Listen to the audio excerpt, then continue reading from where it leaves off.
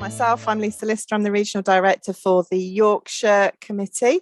So welcome to this webinar. We have personal drive, sales focus and interpersonal insight. Each dimension contains 3 capabilities that people who are skilled in BD consistently display.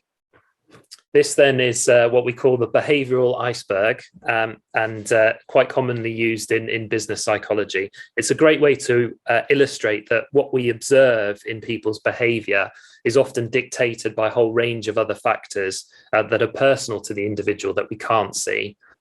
In the acuity model, the personal drive dimension enables us to understand why people behave in the way that they do. It measures a range of personal constructs that underpin an individual's observed behaviour.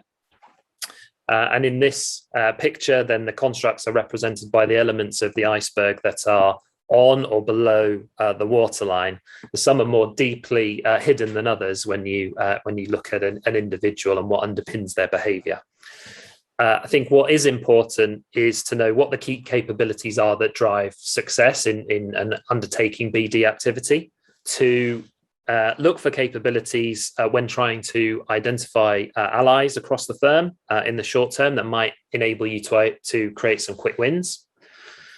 To identify individuals with potential whose BD capability could be nurtured in the medium to long term.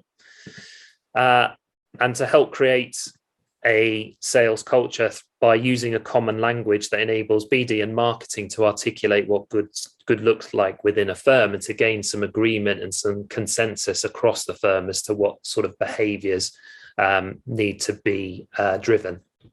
If firms only have interviews and don't have the kind of psychometric assessments focusing in on BD and sales behaviour, how are they likely to be able to see any of those kind of hidden underlying drivers that they need to be able to recognise?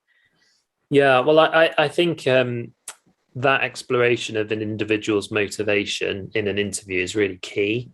So really listening carefully when you ask them, perhaps why they want to join the firm or work in that particular role, or if it's for promotion, what their future aspirations are, perhaps.